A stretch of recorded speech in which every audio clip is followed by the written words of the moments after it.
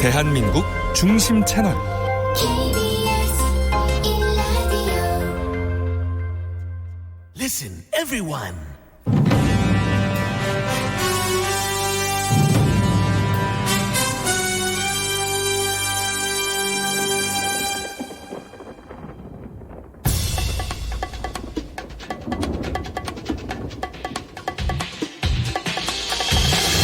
라이브 비상대책위원회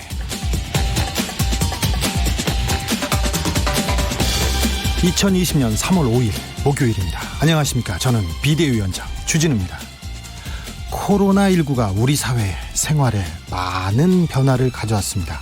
서울시는 사회적 거리두기를 위해서 2주일 동안 잠시 멈춤 캠페인을 제안했습니다. 코로나를 멈추기 위해 우리도 꼭 잠시 멈추자. 필요합니다. 하지만 잠시 멈추려니 당장 먹고 살 일이 걱정입니다.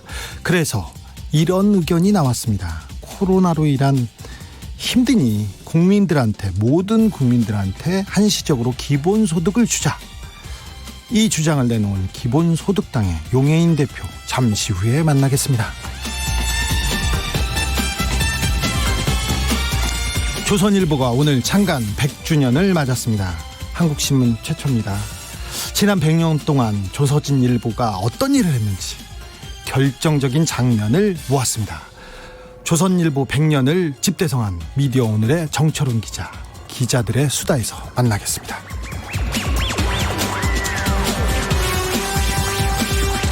감옥에서 온 편지 한 통이 정가에 파문을 던지고 있습니다. 일명 박근혜 전 대통령의 옥중서신, 한마디로 거대 야당의 힘을 모아라, 이 말인데요. 여야의 반은 3분 순삭에서 정리했습니다. 이 편지가 갑자기 왜 이 타이밍에 나온 걸까요? 나올 걸 예상한 분들이 많았어요, 사실은. 근데 어떤 내용이었을지, 이 편지가 총선에 어떤 영향을 끼칠지 오창석의 5분당에서 깔끔하게 정리해 보겠습니다. 라이브는 계속되어야 한다. 여기는 라이브 비상대책위원회입니다.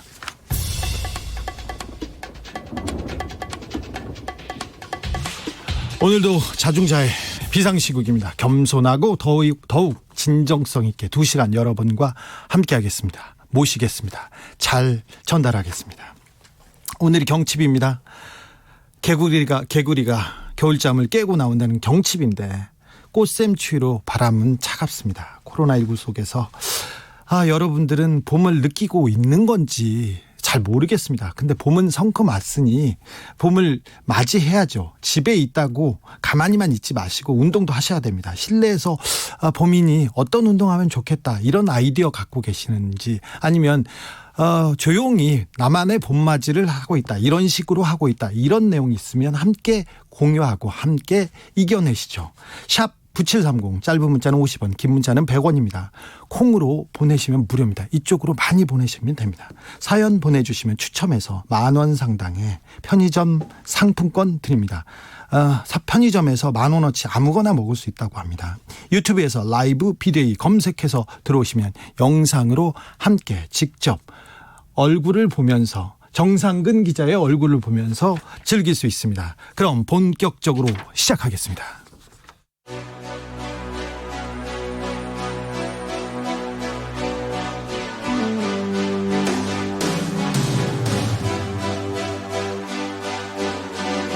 라이브는 계속되어야 한다. 살아남아야 한다.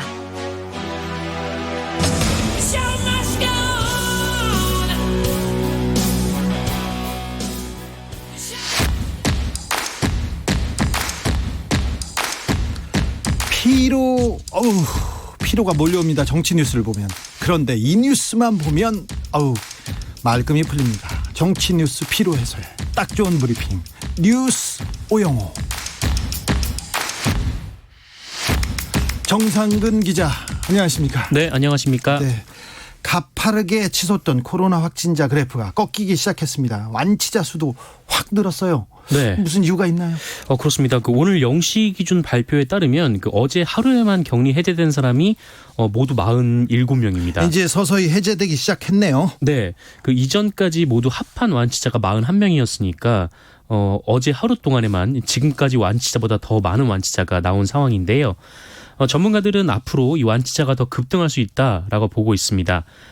왜냐하면 이 코로나19 완치자들의 입원 기간을 분석을 해보니까 이 확진부터 격리 해제까지 보통 한 16.3일이 걸렸다라고 하는데요.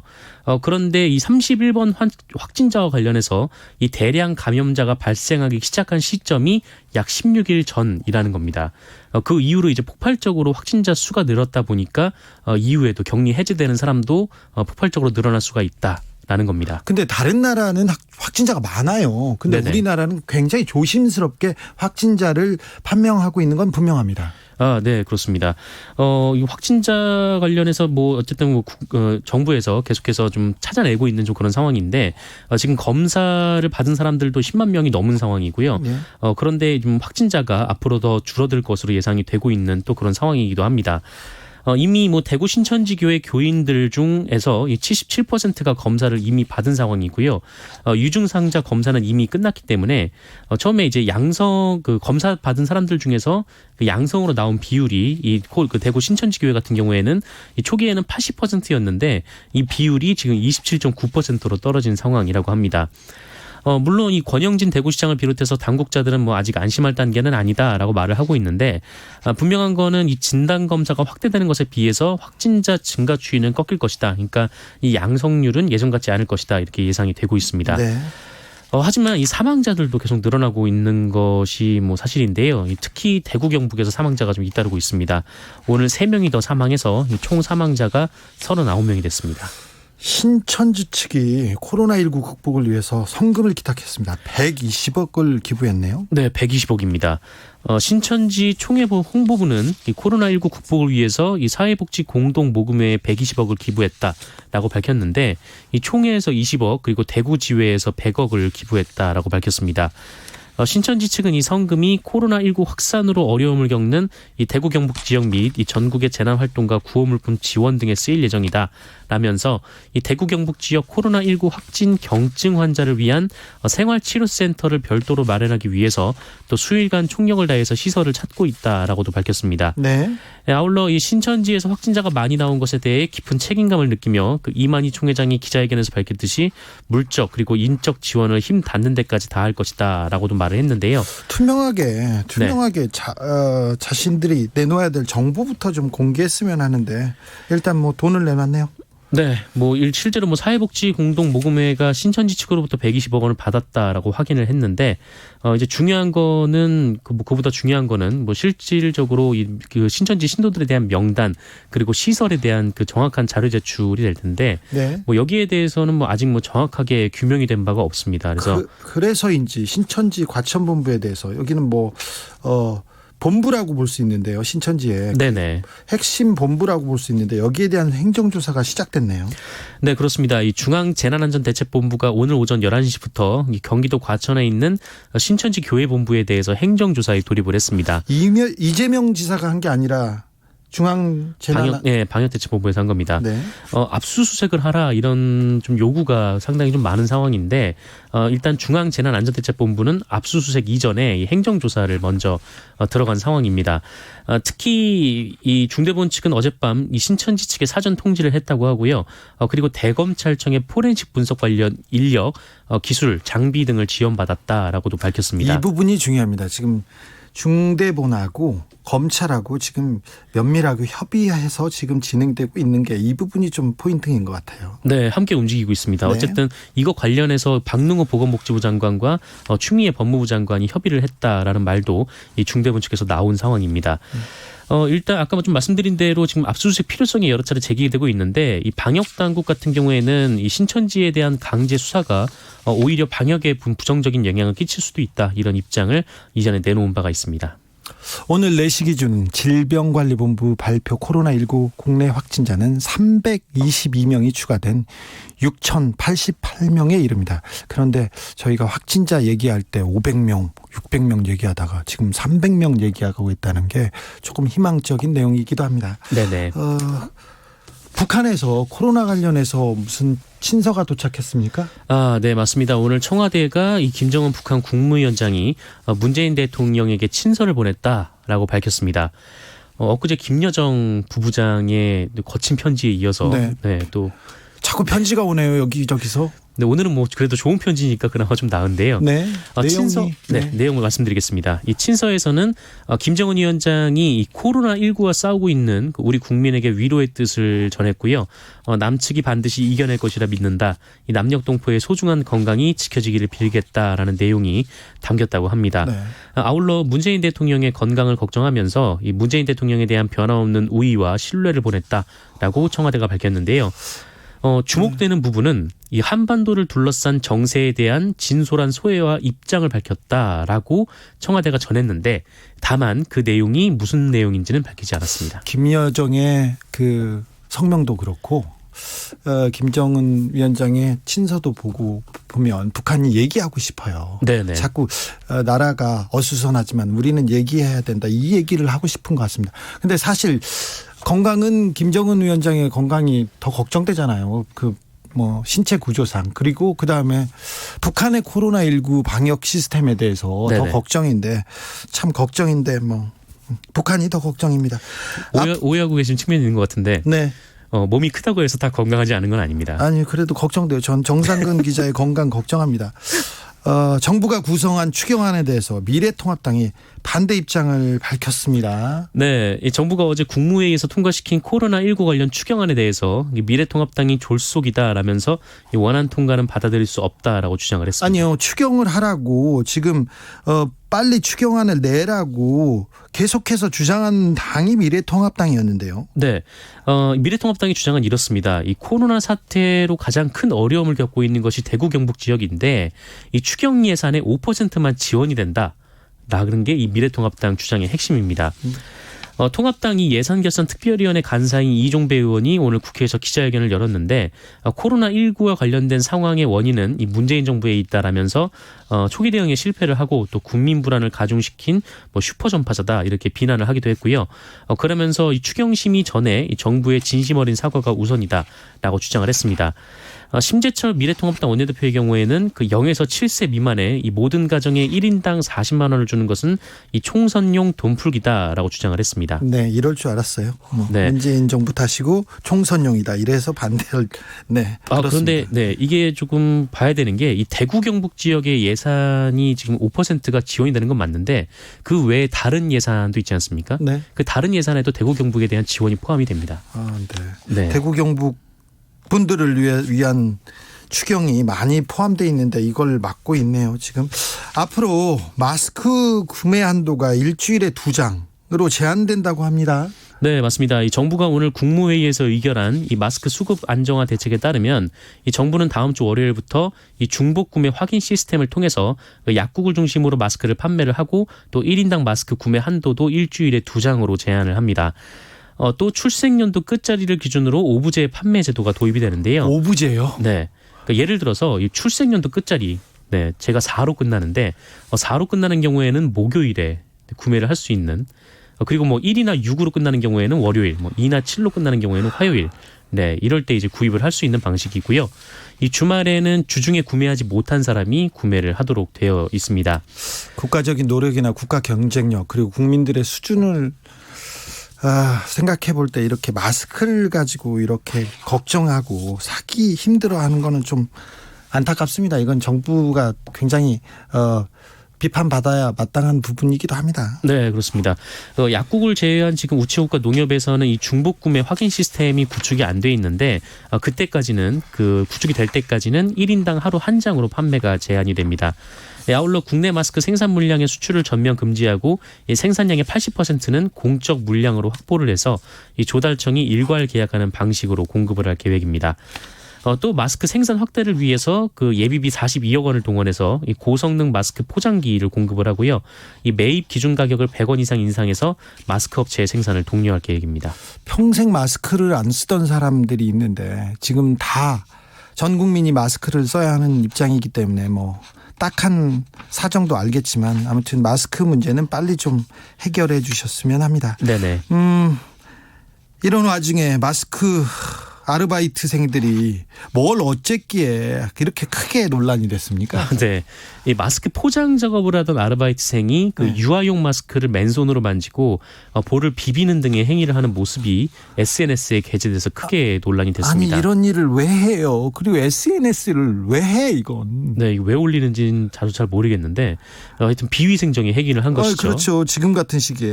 네, 그래서 이와 관련해서 이 마스크 업체인 웰킵스가 이 당일 생산한 라인 전체 수량에 대해서 출고 보류 조치를 했고 보안 CCTV를 확인한 후에 생산 제품에 대해서 폐기를 하겠다. 당시 그 시간에 이 생산했던 제품을 폐기를 하겠다라고 밝혔는데 이 폐기 물량이 1만 장으로 예상이 되고 있습니다. 아이고 1만 장이면 1만 명한테 이게 안심할 수 있는 그런 내용인데. 네, 그렇습니다. 웰킵스는 일단 맨손으로 마스크를 만지는 거는 이거는 뭐 공정 중에 하나라고 하더라고요. 그러니까 하루에 뭐 10회 이상 손소독을 하고 있기 때문에 그 라텍스 글러브 착용보다 더 위생적인 부분이 있다라고 했는데 다만 이것이 뭐 많은 분들의 생각에 많은 고객들의 눈높이에 좀 맞지 않는 부분이 있기 때문에 개선책을 강구하고 있다라고 했습니다. 근데 하지만 이제 볼을 부비는 행동은 뭐 분명히 잘못됐다라는 건데요. 어쨌든 뭐 위생 관리 그리고 관리 인원을 대폭 보강하고 그 위생복까지 착용하겠다라고 밝혔습니다. 네. 예, 지금 국민이 불안에 떨고 있으니 각별히 좀 신경 써주셔야 됩니다. 네네. 타다금지법이 마침내 법사위를 통과했습니다. 네, 이 일명 타다금지법으로 불리는 그 여객 자동차 운수사업법 일부 법률 개정안이 국회 문턱을 통과했습니다. 내용의 요지가 뭡니까? 요지는 이렇습니다. 그러니까 타다의 운영 근거가 이런 겁니다. 그러니까 운전자를 알선해주는, 그러니까 렌터카의 운전자를 알선해주는 그런 상품인데요. 그런데 앞으로 이 운전자를 알선할 때는 이 대여 시간이 6시간 이상이거나 대여 반납 장소를 공항이나 항만으로 할 때만 이때만 운전자를 알선해 주도록 제한을 한 겁니다. 그래서 이렇게 되면 원칙적으로 타다 영업이 불법이 되게 됩니다. 그렇죠. 네, 이에 대해서 이재용 소카 대표는 혁신을 금지하고 또 새로운 꿈을 꿀 기회조차 앗아간 정부와 국회는 죽었다라고 강하게 비판했습니다. 네, 조금 안타까운 측면이 있지만 또 택시 기사님들 생각해 보면 또 정부의 그리고 국회의 고민이 또 읽혀지는 대목이기도 합니다. 이건 조금 더 논의를 이어가야겠습니다. 한국 마사회에서 소속이었던 문중원 기수가 돌아가신 지 얼마나 지난 11월에 돌아가셨어요. 그런데 그 부인은 아직도 그 남편을 보내지 못하고 있습니다. 오은지 씨가 단식 농성에 들어갑니다. 네, 이 문중원 기수는 지난해 11월 유서 3장을 남긴 채 사망을 했습니다. 유서에는 한국 마사회의 부정 경마 그리고 이 조교사 허가 과정에서의 비리, 이 성적이 좋은 기수에게 상금을 몰아주는 제도 때문에 아파도 경기에 출전해야 했던 서러움, 한국 마사회의 부당한 지시도 감당해야 했던 현실 등이 빼곡히 적혀 있었는데요. 좀 구조적인 문제였어요. 문제는 이 문중원 기수가 이 마사회의 부산 경남 경마공원 소속이었는데요. 이 부산 경남 경마공원에서만 2005년부터 2017년까지 무려 7명이나 극단적인 선택을 했다라고 합니다. 이거는 그러면 문제가 큰 거예요. 이거 구조적인 문제고 자살은 모든 게 사회적 타살이다 이런 얘기를 하는 분도 있는데 이 정도면 이 구조가 마사회의 극단적인 선택으로 내몰았다고 볼 수밖에 없는 상황이에요. 네, 이 7명이 전부 유서를 남겼는데 유서 내용이 대동소이. 네, 거의 비슷하지 않습니까? 네, 그렇습니다. 하지만 바뀐 상황이 없는 건데요. 이 경찰이 본격 수사에 돌입한 게 지난해 12월인데 진전된 상황이 없습니다. 사실 이게 극단적 선택인데다가 이 경찰이 제도적 문제점을 수사하는 기관이 아닌지라 이 수사가 더 진척되기도 어려운 상황이라고 하는데 이에 문중원 기수의 유가족들은 이 정부 청사 근처에 고인의 관을 모셔두고 장례를 치르지 않고 있습니다. 네, 아직도 장례조차 치르지 못하고 있습니다. 네, 그런데 그나마도 지난달 27일 서울시와 종로구청이 코로나19 확산 방지를 위해서 불가피하다면서 분향소와 농선 천막을 철거하는 일이 있었습니다. 그렇죠. 네, 다중이 운집하는 정치 집회를 좀 막아야 되는 서울시 입장도 있었는데 어쩔 수 없는 입장도 있습니다. 네, 그 사이에 또 이런 피해도 벌어지고 말았는데요. 네. 근데 내일 모레가 이 문중원 기수 사망 100일 되는 날이거든요. 결국 오은주 씨가 단식 농성에 들어갔는데 이 마사회는 남편이 죽은 근본적인 원인을 회피하는 태도를 넘어서 유가족을 조롱하고 있다라면서 강하게 비판했습니다. 마사회의 책임 있는 태도 촉구합니다. 네, 그렇습니다. 지금까지 뉴스 오영호 정상근 기자 함께했습니다. 오늘도 수고했습니다. 고맙습니다. 5655님 하던 운동을 못해서 집과 사무실에서 매일 푸시업 100개씩 하고 있네요. 확진자가 되지 않으려고요. 확진자가. 네, 운동 하셔야 됩니다. 집에서라도 이게 맨손 체조 그 효과 있습니다. 푸시업 굉장히 효과 있습니다. 정상근 기자 효과 있습니다. 윤정란님, 저는 지난주부터 재택근무해요. 근데 놀지 못하고 꼼짝없이 일하고 있어요. 집이 사무실이 되니 쉬지를 못합니다. 중간중간 쉬세요. 그냥 누워서도 좀 하시고 그냥 좀 쉬기도 하세요. 이럴 때 좀 쉬었다 가야죠. 편하게 좀 하십시오. 그래도 일은 하실 거잖아요. 잘 하시잖아요. 권우철님, 저는 코로나 때문에 엘리베이터 안 타고 19층까지 걸어 다녀요. 운동도 하고 전기도 절약하고 일석이조. 우리 모두 걸어 다닙시다. 아, 좋은 방법이네. 엘리베이터에서 마스크 낀 사람 그리고 노약자 보고 이렇게 겁내하는 사람들이 많은데 지금부터 계단에서 걸어다니기 운동, 이거 좋은 내용인 것 같습니다. 2007님, 7살 아들과 함께 동요 율동에 매일매일 춤추면서 운동해요. 아이와도 놀아주면서 운동도 하고 일석이조입니다. 이거 좋은 방법입니다. 역시 청취자들의 좋은 정보 감사합니다. 교통정보센터로 갈게요. 김민희 씨. 네, 퇴근 정체가 서서히 늘고 있는 가운데 돌발 구간도 많습니다. 서울 외곽고속도로 판교에서 일산 쪽으로 소래터널 부근에서는 사고가 났는데요. 3차로가 막혀 있는 만큼 시흥요금소부터 3km 구간에서 속도 많이 떨어져 있습니다. 더 가서는 장수에서 송내 사이로 더딘 흐름 이어지고 있습니다. 서울시내 강변북로 구리 쪽으로 동작대교를 앞두고도 사고가 났습니다. 2차로를 막고 처리 작업을 하고 있어서 원효대교부터 정체 심한데요. 이 구간 지나는 데만 10분이 넘게 걸리고 있습니다. 올림픽대로 공항 가는 길은 성수대교부터 한강대교 사이로 정체 심해져 있는데 한강대교 부근에는 고장난 차가 서 있습니다. 그 밖에 서부간선도로에서는 양방면 전 구간에서 정체 심합니다. KBS 교통정보센터였습니다.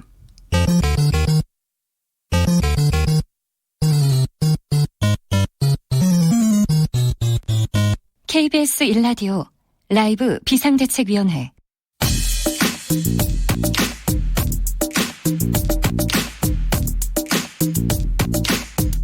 쏙 인터뷰. 귀에 쏙, 맘에 쏙, 쏙 인터뷰 시간입니다. 국가적인 재난 상황이 생길 때 일시적으로 국민 모두에게 돈을 주겠다. 재난 기본소득제의 주요 내용입니다. 이 주장에 찬반 의견이 있습니다. 여러분 생각은 어떠신지요? 대한민국 국민이라면 누구에게나 기본소득을 주겠다. 얼마? 매월 60만 원. 그런데 아무런 조건 없이 준다고요? 과연 가능할까요? 기본소득을 보장하자는 아이디어, 현실화는 가능할까? 당장 그 많은 돈은 어떻게 마련할 것인지 이 질문에 답을 고 오신 분이 있습니다. 기본소득당 용혜인 대표 만나보겠습니다. 안녕하세요. 네, 안녕하세요. 기본소득당 대표 용혜인입니다. 가만히 있으라, 가만히 있지 않겠다, 그 용혜인 씨가 맞죠? 네, 맞습니다. 노동당 소속 아니었나요? 노동당 소속으로 출마했던 걸 기억하는데. 네. 작년에 좀 탈당을 하고 올해 새롭게 기본소득당이라는 정당을 창당을 했습니다. 기본소득당은 어떤 당인가요? 네, 기본소득당은 당신이 누구든 매월 60만 원의 기본소득을 실현하기 위해서 2달이 채 안 됐는데요. 네. 2달 채 안 되기 1월에 창당한 따끈따끈한 신생정당입니다. 그럼 당신이 누구든 60만 원을 줍니까? 저도 줍니까? 네, 그렇습니다. 기본소득이 실현되면 주진우 기자님에게도 기본소득이 지급됩니다. 그러면 아카시즈님 이런 질문했는데요. 나라 거덜나겠네. 벌써 이런 질문이 나와요. 청취자분들한테. 네. 그럼 어떻게 답하시겠어요? 네, 많은 분들이 그 부분에 대해서 우려하시는데요. 네, 문재인 정부 이후에 총 117조의 예산이 늘어났고 이 돈은 이미 전 국민에게 17만 원 정도의 기본소득을 실현할 수 있는 금액입니다. 그래서 네. 경제가 성장하고 예산이 늘어나는 만큼 그 돈을 어디에 쓸 것인지에 대한 사회적 논의가 필요하다고 봅니다. 그래요. 지난 2월인가 이런 기본소득에 대한 그 논의가 활발하게 시작됐습니다. 최근에는 이재용 소카 대표가 기본소득 50만 원을 지급하자 이런 청와대 청원도 올렸어요. 네. 어떻게 보세요? 네. 그 최근에 이제 재난 기본소득 혹은 코로나 기본소득이라는 논의가 많이 좀 확산되고 있는데요. 실제로 코로나19로 인해서 많은 국민들이 또 불안해하고 있고 또 실제로 경제적인 피해들을 보고 있는 만큼 이런 대책들이 나오는 것에 대해서 기본소득당도 굉장히 환영하고 있고 이런 논의가 정치권에서 좀 본격적으로 진행되어야 된다고 생각합니다. 사실 선진국 스칸디나비아에 잘 사는 나라는 기본소득 뭐 다 시작했고요. 다른 나라도 시작한 나라가 많지요? 아직 국가적 차원에서는 없고요. 이제, 없어요? 예, 이제 미국의 알래스카 주라거나 대한민국의 경기도 정도가 가장 큰 규모로 좀 시행을 하고 있는 곳이다라고 볼 수 있고 예. 그 외에 많은 국가들에서 실험을 좀 진행하고 있는 중입니다. 홍콩이나 마카오는 그 재난 때 사스 엄청난 재난이었지 않습니까? 그 네. 동네에서. 그때 기본소득제를 도입했습니까?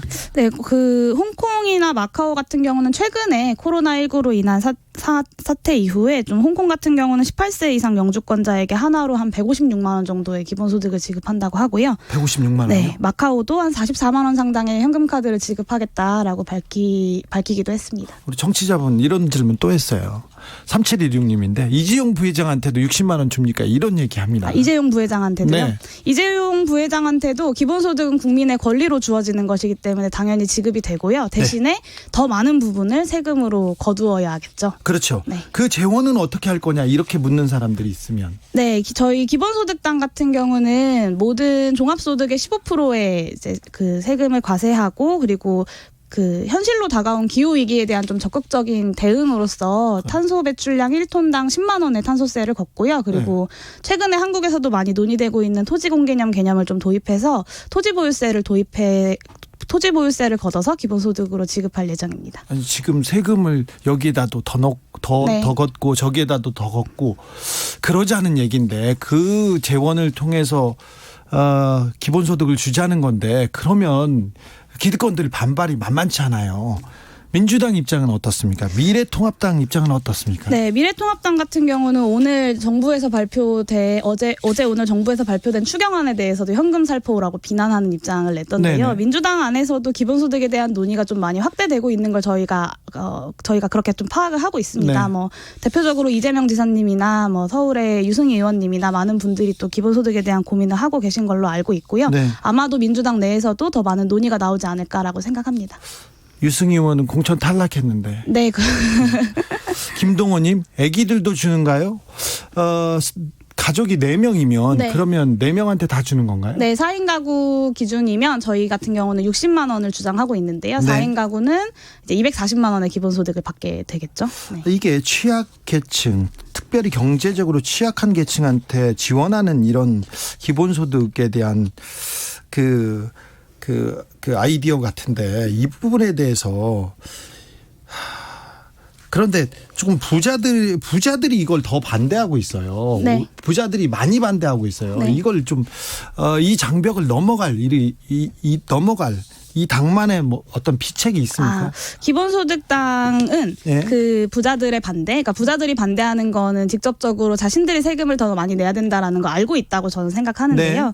그래서 기본소득당이라는 프로젝트 자체가 사실은 기본소득에 대한 지지를 확인하고 정치 세력으로 모아내는 기획이라고 저는 생각하고 예. 기본소득당이 더 많은 분들의 지지를 받고 기본소득에 대한 사회적 지지가 확장된다면 국회에서도 충분히 논의될 수 있을 거라고 봅니다. 지지를 넓히고 네. 기득권을 압박하는 기본소득당의 카드는 뭡니까?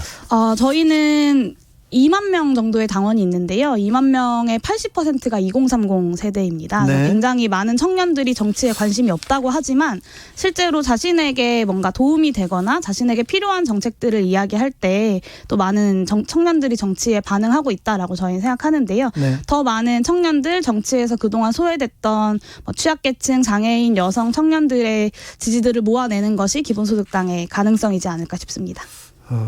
잠깐 옆으로 넘어가겠습니다. 세월호 추모 집회를 열다가 네. 재판 받으셨죠? 유죄 판결 받으셨죠? 아직 대법원에 계류 중인데요. 네. 그렇습니다. 담당 검사가 누구였습니까?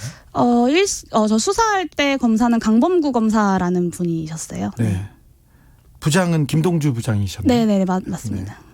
그분들한테 뭐 하고 그 이후에 그 왕래가 있거나 그러지 않습니까? 네, 검사분들이랑 수사하셨던 검사들이랑 왕래가 있지는 않고요. 네. 그 공판 검사는 따로 있기 때문에 근데 다만 계속해서 좀 항소를 하고 저를 꼭 잡고 말겠다라는 의지를 좀 보여주고 계신 것 같습니다.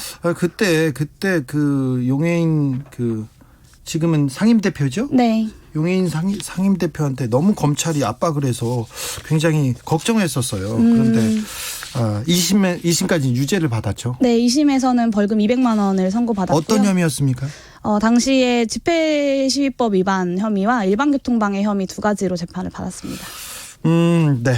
기본소득당이 기본소득 외에 주목하고 있는 의제가 있습니까? 네, 기본소득 외에라기보다는 기본소득을 통해서 이야기하고자 하는 의제들이 있는데요. 예를 들면 4차 산업혁명 시대에 일자리가 사라지는 문제라거나 아니면 기후위기라거나 여성들이 사회에서 혹은 가정에서 겪는 차별이라거나 장애인들이 혹은 기초생활수급자들이 겪는 배제와 낙인 그리고 부동산 문제로 인한 자산 불평등 등에 대한 이야기들을 좀 기본소득이라는 가치를 통해서 이야기하고자 합니다. 네, 기본소득의 가치 여기에 대한 논의가 좀 이루어져야 되는데 기본소득을 준다 그러면 세금을 더 걷는 거 아니냐 이런 거부감이 큽니다. 네. 이상우님 이런 질문하셨어요. 과거 허경영 후보가 내놓은 것과 비슷하네요. 허경영 후보는 그 국민당입니다. 지금은 국민당 네. 150만 원 기본소득을 주자 이렇게 얘기하기도 했는데 네. 저긴 좀 허황되지만 좀 되지만 저거 그 150만 말고 우리가 주장하는 60만 원 보장 이거는 좀 현실성이 있다. 왜 60만 원인가? 왜 이 액수를 정했나? 이런 생각도 더 있을 거 아니에요. 네, 60만 원은 정부가 정한 1인 가구 기준의 생계급여 금액을 기준으로 했는데요. 네. 정부가 매년 중위소득의 30% 수준으로 기초생활수급자들의 생계급여를 정합니다. 근데 그게 2020년 기준 1인 가구 생계급여가 52만 7,158원인데요. 최소한의 삶을 보장한다는 기본소득이라면 그 정도 수준, 정부가 정한 수준 정도에서 시작할 수 있지 않을까라고 해서 60만 원으로 정했습니다. 청년들이 많다고 했는데 네. 청년들이 가장 필수적으로 이 문제를 지금 꼽고 있습니까? 네, 청년들이 어제 오마이뉴스에서 발표한 여론조사를 보니까 70%의 청년들이 기본소득을 지지한다라는 여론조사 결과가 나왔더라고요. 실제로 기본소득 60만 원이 지급된다고 했을 때 나의 삶이 어떻게 바뀔 것이다라는 걸 좀 감각적으로 느끼는 청년들이 굉장히 많은 것 같습니다. 경기도에서 좀 시행 중인 청년 기본소득 정책이 있습니다. 네. 이 부분에 대해서는 어떻게 보시나요? 네, 경기도 청년 기본소득 같은 경우는 아까도 말씀드린 것처럼 전 세계에서 가장 큰 규모로 시행되고 있는 기본소득 정책 중에 하나라고 보는데요. 실제로 청년 기본소득을 받았던 청년들이 어떤 사회나 복지제도의 어떤 효용성에 대해서 경험한다거나 내가 앞으로 이 청년 기본소득을 나이가 지나서 받지 못하더라도 계속해서 진행됐으면 좋겠다 같은 굉장히 긍정적인 반응들이 많이 나오고 있는 것으로 알고 있고 청년 기본소득을 넘어서 온 국민 기본소득으로 가는 논의가 더 확장될 수 있는 계기이지 않을까 싶습니다. 청년 활동가로 활동하시다가 네. 지금 청년 정치인으로 변신했다고 봐도 될 것 같은데 제도권 정치에 도전하면서 네. 어떤 생각 드세요? 제도권 정치에 도전하면서 사실은 기성 정치가 가지고 있는 기득권과 그 벽이라는 것이 생각보다 견고하구나라는 걸 좀 많이 느꼈고요. 높죠. 네. 네. 하지만 좀 새로운 세대를 정치적으로 구성해 낸다면 저희 시간은 저희의 편인 만큼 좀 성공할 수 있지 않을까라고 생각하고 있습니다. 네, 그 패기, 응원합니다. 네. 기본소득당의 21대 총선 네. 원내 진입 가능성 어떻게 보세요? 원내 진입 가능성은 네. 저희도 확답할 수는 없지만 네. 긍정적으로 보고 있고요. 특히나 청년들이 기본소득당에 많이 반응했던 것처럼 이 밀레니얼 세대의 지지를 가장 많이 받는 정당으로 자리매김하려고 총선 준비를 열심히 하고 있습니다. 아니 청년들이 청년당 지지 안 해. 이게 걱정이에요. 저희가 꼭 좀 알려보시죠. 보여드리겠습니다. 21대 국회에 진출한다면 우리 당은 네. 우리 당은 반드시 이루겠다 이런 포부 있습니까? 우선은 21대 국회에서 기본소득을 실제로 실현해내는 것이 기본소득당의 국회 진출 이후에 가장 큰 과제일 거라고 보고요. 30년 동안 고인물이었던 정치를 바꾸어내는 새로운 정치를 만들고 실질적인 세대교체를 이루는 것 역시도 기본소득당의 과제라고 생각합니다. 아 그렇습니까? 네. 1월 달에 창당했어요? 네. 지금 당은 어떻게 지금 운영되고 있고 어떻게 굴러가고 있습니까?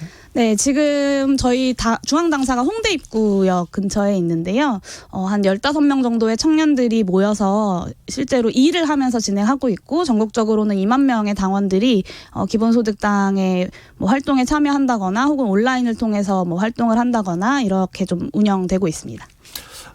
청년들의 한 청년들의 8알, 네. 8알이 기본소득에 찬성하고 네. 원하고 있습니다. 그런데 청년당이 그 청년수당을 줘야 된다. 아니면 기본소득을 줘야 된다. 이렇게 생각은 하는데 청년들이 정치에 관심이 없어요. 관심이 없어가지고 투표를 안 해.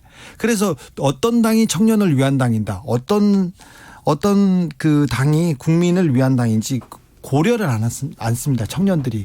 그 안타까운 청년들의 현실에 대해서는 어떻게 보십니까? 저는 청년들이 정치에 관심이 없는 게 아니라 청년들이 정치에 관심을 갖고 참여하면 이렇게 바뀌는구나를 기존의 정치가 좀 보여주지 못했다고 생각하고요. 기본소득당은 바로 그 점을 청년들에게 보여주고자 함께 만들고자 하고 있는 겁니다. 청년들의 79.3%가 기본소득에 찬성한다는 용해인 대표가 언급한 여론조사는 네. 오마이뉴스가 여론조사 전문기관 리얼미터에 의뢰해서 전국 만 18세에서 20세 1000명을 대상으로 실시한 20살 머릿속 여론조사 결과입니다. 지난 2월 7일에서 11일 전국 만 18세에서 20세 남녀 1000명을 대상으로 온라인 패널 조사를 했고요. 표본 오차는 95% 신뢰 수준의 플러스 마이너스 3%이며 2020년 1월 행정안전부 주민등록 인구통계 기준으로 성별 연령별대 지역별 인구비례 가중치를 적용했습니다. 지금까지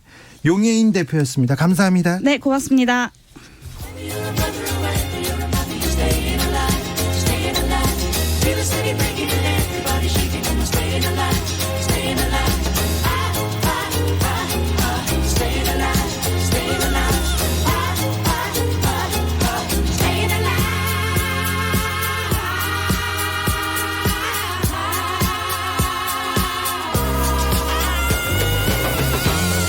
KBS 일라디오 라이브 비상대책위원회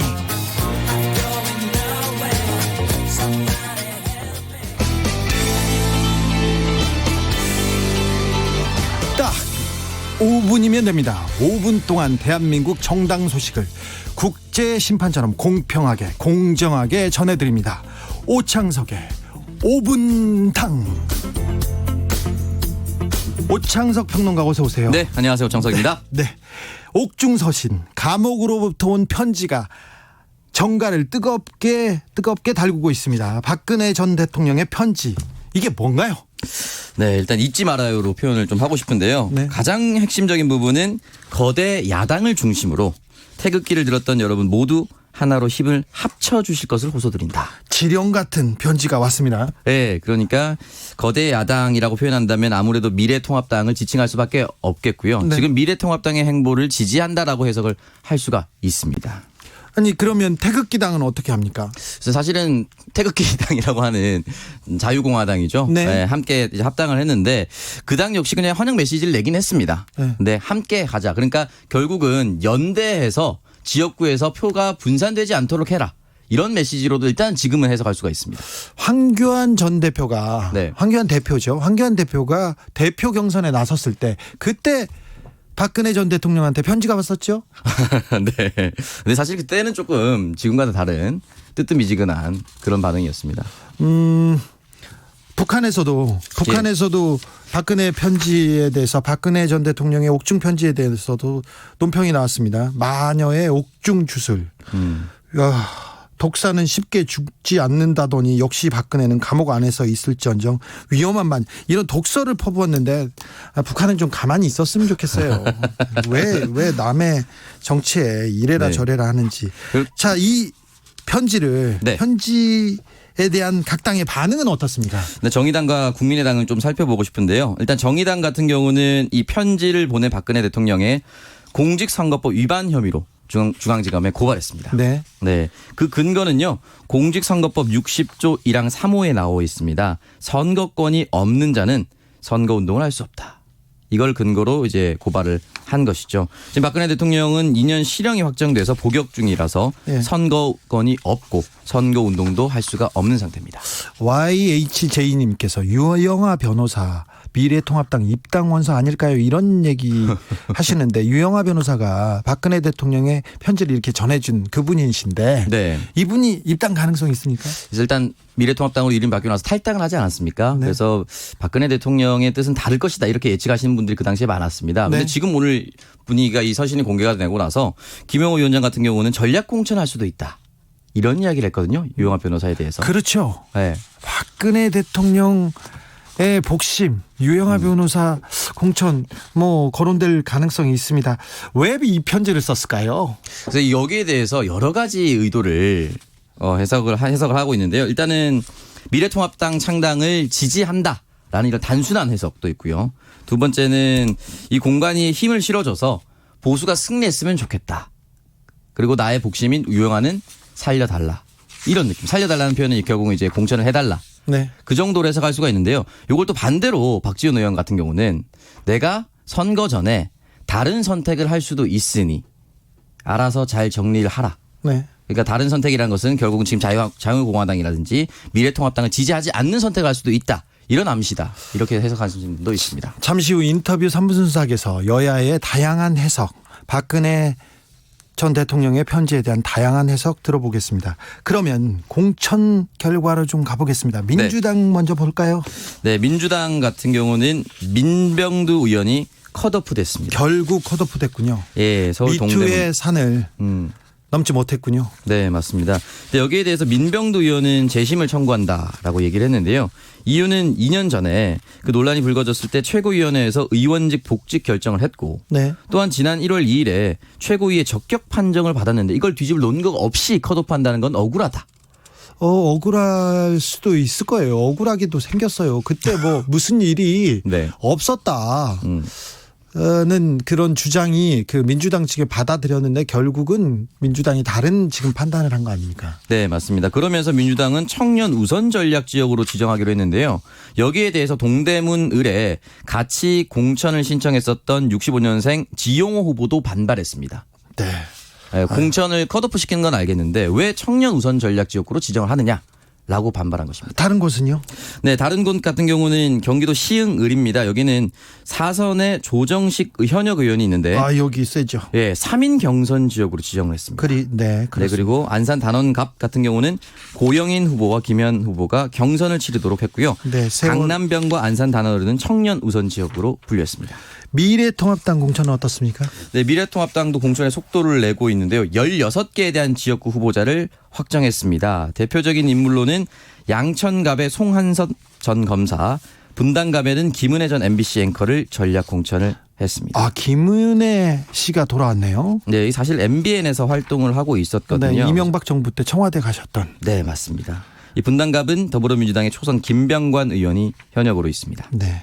그리고 다른 후보는요? 네, 그리고 강원도 춘천은 김진태 의원이 그대로 네. 단수 추천이 됐고요. 네. 충북 청주 청원구에는 바른미래당에서 넘어온 김수민 의원, 그리고 정진석 의원이 그대로 단수 추천을 받았습니다. 막말 파동이 공천 과정에서 가장 큰 영향을 미치는 또 변수이기도 했는데 김진태 후보는 세긴 세군요. 촛불은 바람 불면 꺼진다. 역시.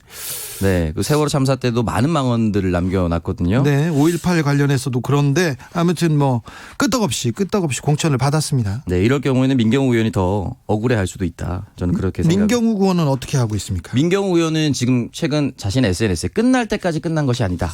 이런 이야기를 남겨서 끝났는데 또 다른 움직임을 할 수도 있다라는 그런 뉘앙스를 풍기고 있습니다. 마무리하겠습니다. 오늘 감사합니다. 네, 고맙습니다. 지금까지 오창석 평론가였습니다.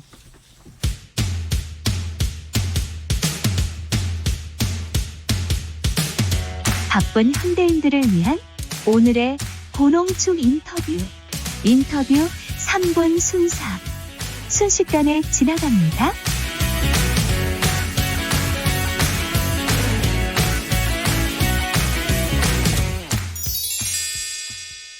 오늘의 3분 순삭 인터뷰.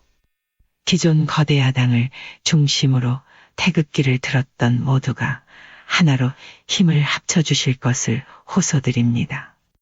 박근혜 전 대통령의 옥중서신 내용을 두고 정치권이 다시 술렁이고 있습니다. 선거의 여왕 박근혜 전 대통령의 포석은 무엇인지 여야의 해석을 들어보겠습니다.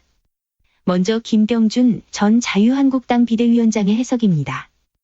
YTN 라디오 노영희의 출발새 아침과의 인터뷰입니다.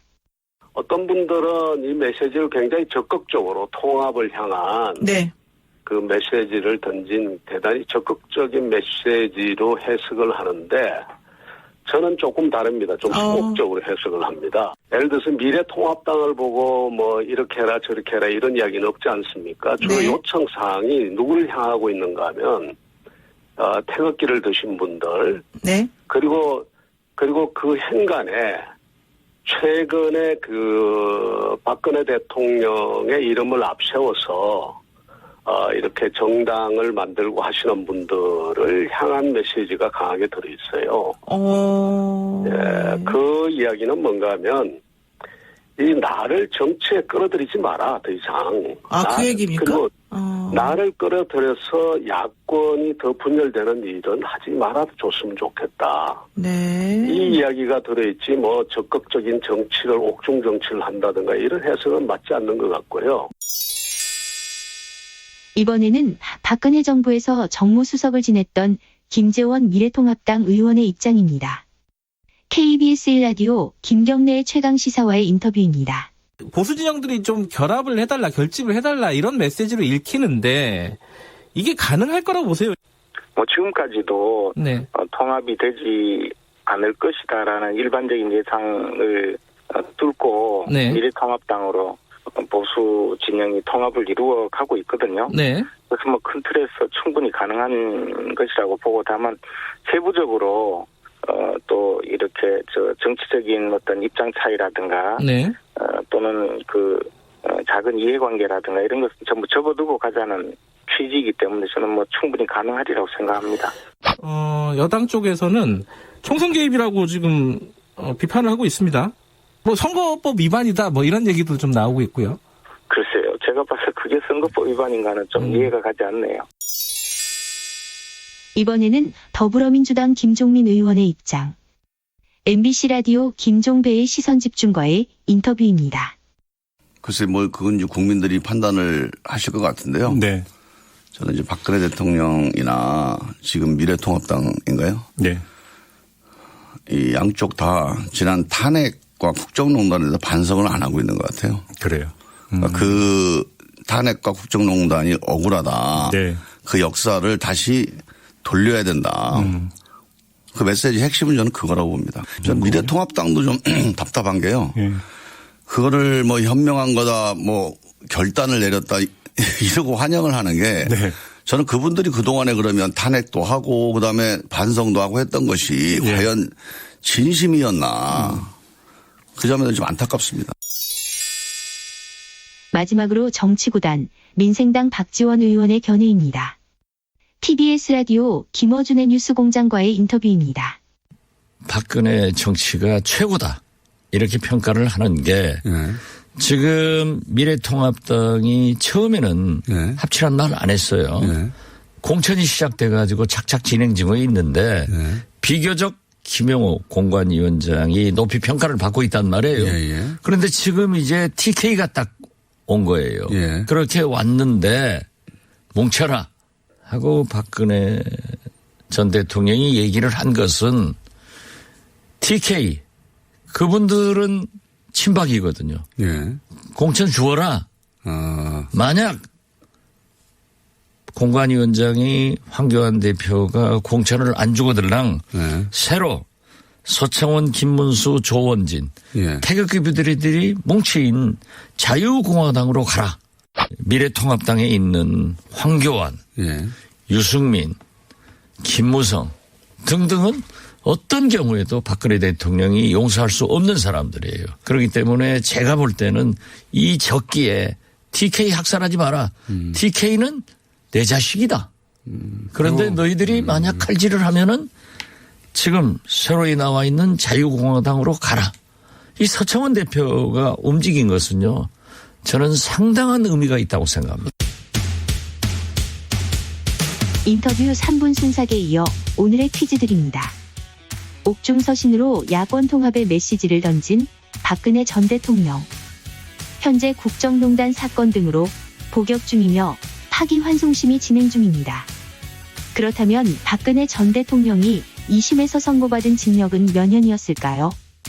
주관식입니다. 정답 보내시는 방법은 문자로 샵9730, 짧은 문자는 50원, 긴 문자는 100원, 콩으로 보내시면 무료입니다.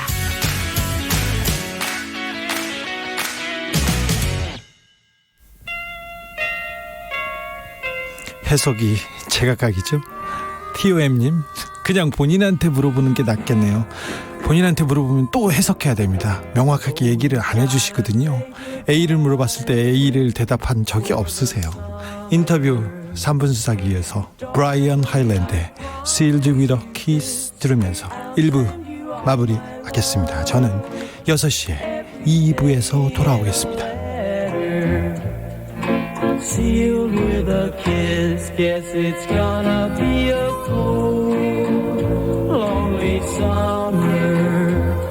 But I'll fill the emptiness, I'll send you all my dreams, every day in a letter.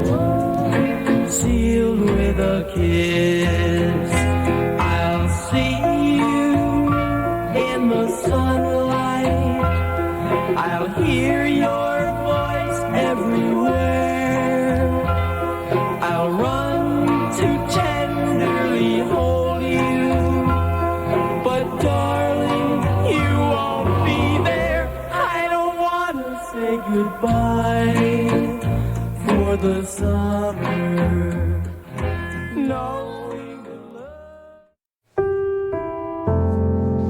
KBS 라디오 연중기획 희망충전 대한민국 367번째 이야기. 안녕하세요. 아나운서 이현주입니다.